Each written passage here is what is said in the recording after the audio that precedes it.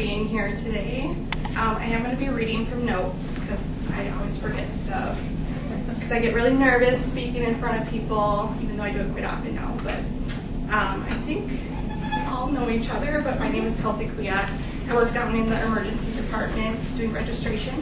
I also run a nonprofit called One Shake Is All It Takes. And our mission is to prevent shaken baby syndrome, also known as abusive head trauma, through awareness and education to the public.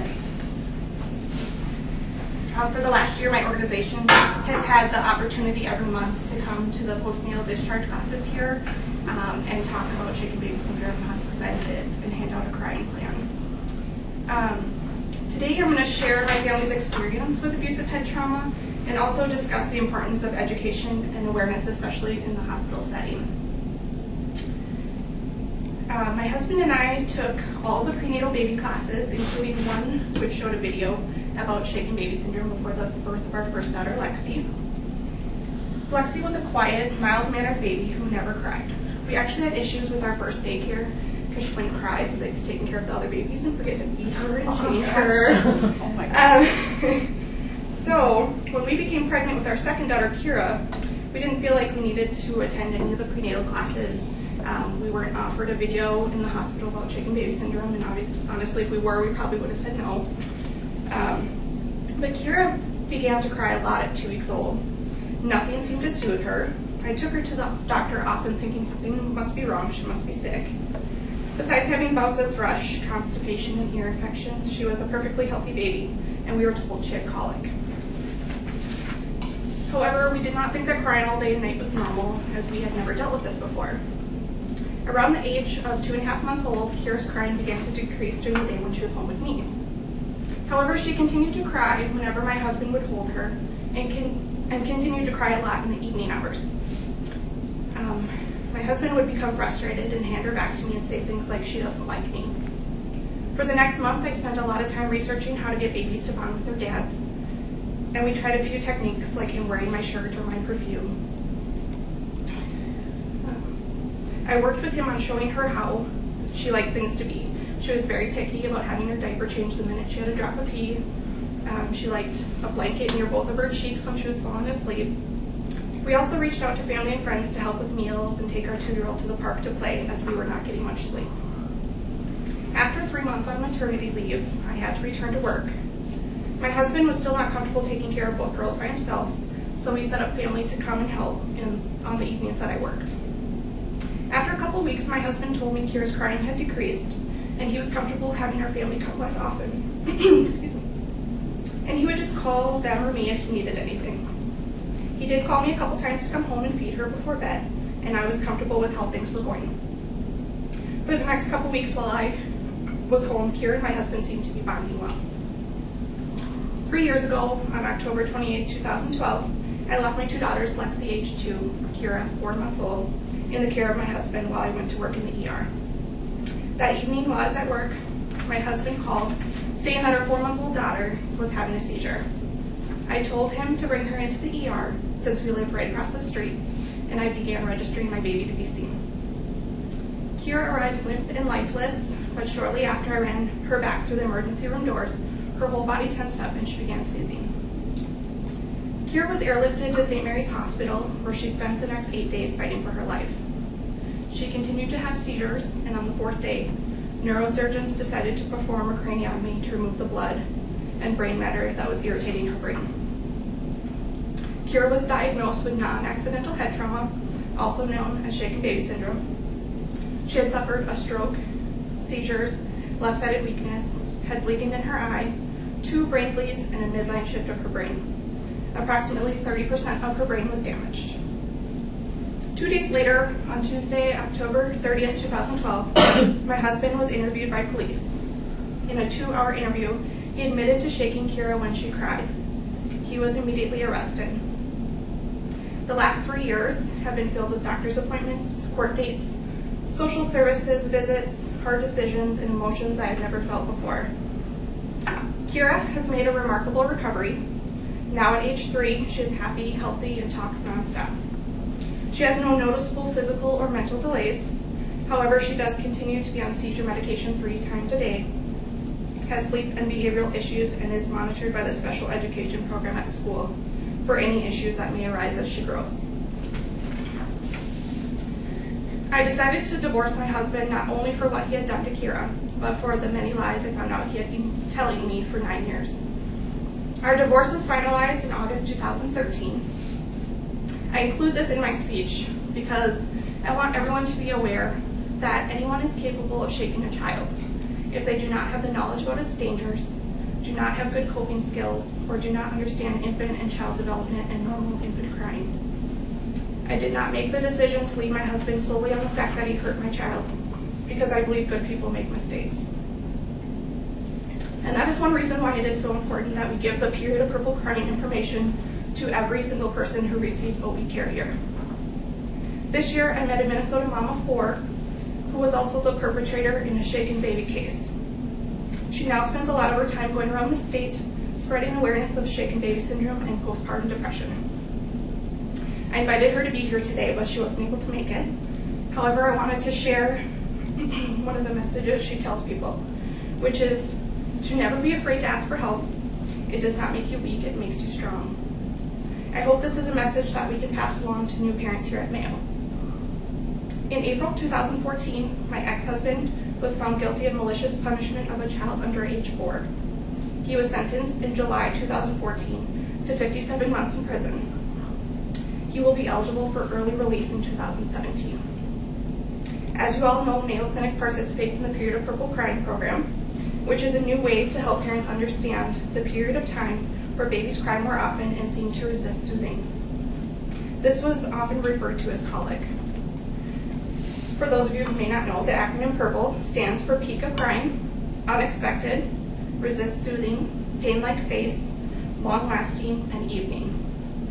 Saying a baby has colic makes people feel like there's something wrong with their baby, and treating colic with medication reinforces the idea that something is wrong. The Period of Purple Crying program helps parents understand that all babies begin crying more around 2 weeks of age, and this continues until 3 to 4 months. Some babies cry a lot during this phase. My daughter Kira cried for hours a day starting at 2 weeks old. Some cry far less, but they all go through it. And since we know that crying is the #1 reason someone shakes or otherwise harms a baby, this is a great program to help with prevention. One of the biggest takeaways I hope you get from my presentation today is the importance of making sure every family, whether they are on their first child or their 5th, gets the Period of Purple Crying information. It should not only be given to them, but explained to them, and then also verify that they understand this new information. We do not know what parents went through with their first child, what additional stressors they may have in their life or their background, and it also gives them information that they can use to explain infant crying and shaken baby syndrome to everyone who will care for their child. I'm college educated. I had been with my husband for 9 years. We had 2 children together. We had a basic understanding of what shaken baby syndrome was, and it still happened to our family. In May of 2013, I started my nonprofit, One Shake Is All It Takes. One of the first things I did was contact the National Center on Shaken Baby Syndrome to find out how we could help them and get the education available in Minnesota. They talked to me about the Period of Purple Crying, and I immediately thought, wow, this is exactly what Kira was going through. I cannot change what happened to our family, but I'm working to help prevent it from happening to others. If spending just a few minutes sharing this great information with families can help prevent a lifetime of pain, don't you think it's worth it? My organization has also created a crying plan that we give to parents at postnatal discharge classes here. It allows families to create a plan that works for them, and they can share it with all their caregivers to ensure they all understand what they would want them to do if they become overwhelmed. It includes tips and helpful information about calming a crying baby and preventing shaken baby syndrome. This, along with the Period of Purple Crying, is a great way to ensure that we prevent future cases of SBS. I have copies of our crying plan if you haven't seen it and would like to take a look. If anyone has any questions, comments, concerns. Thank you. Yes. I missed that. Postnatal discharge classes, and I'm nervous every time, and it's one of the most important things for me to come to, but it's also the hardest because you don't want to say, hey, this could happen to you when you have a new baby, but it's really important that they have the information. So I I try and keep it short and sweet, but make sure that they get the crying plan and know to fill it out and share You it never with them. appear nervous No. when you're presenting. There you go. You never do. No, and I think people really do appreciate it, and they appreciate the fact that you're willing to share your own personal story. I mean, that really takes a lot of courage, so I compliment you on that. Thank you. And then doing something beyond that, to create this nonprofit to help others that, it's not, I think sometimes we get an image of, like you were saying, you get an image of who you think would be Mhm. doing something like that, and it's everybody is capable. Yeah. It's just, That's one of the hardest parts about the online Absolutely. awareness that I do is everyone's immediately this was a monster and only monsters do this, and it's not true. So. no. I mean, we see moms that come in and they are exhausted beyond belief. And then you get, if you have more than one, you get the crying, you get the, they haven't eaten. I mean, there's so many different aspects that play into it that, And when I think back to generations of our mothers, many of them did not work outside the home. And so the added pressures that mothers have on them now about returning back to the workforce as well as, being that mom and everything to everybody is, I think that the stress level for families has been ramped up. And so we have to, I just wanted to, I know myself on the floor, I will make sure that if I'm working and I've got moms that have one or more children, I'll still make sure that the family sees the video. So as hard as it is to say, yeah, you have to watch it again, we just have to do that. So, well, and every child is different. right. You can have the, one child that's very calm and, easy, as they say. Yeah. And do you want to talk at all about the crying plan and how that can be used? Sure. So we created this crying plan. A couple of other states are using it. We took some of our information from Idaho. I went to the international conference on shaken baby syndrome in Denver, Colorado last year, and spoke to the gal from Idaho who runs a nonprofit there. And so we kind of adapted ours. And so the crying plan is just basically it's an agreement that parents and caregivers make with each other that they're going to follow these tips and tricks for their baby. It says right on here to never shake or otherwise harm a baby.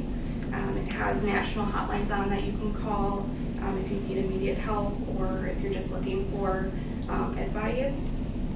It also has an area where you can put people you can call for help. So looks like we have 5 lines there for additional people to call. So I always try and tell people to make sure you have backup plans, and hopefully those people are supportive and understanding that we need help when we have little ones.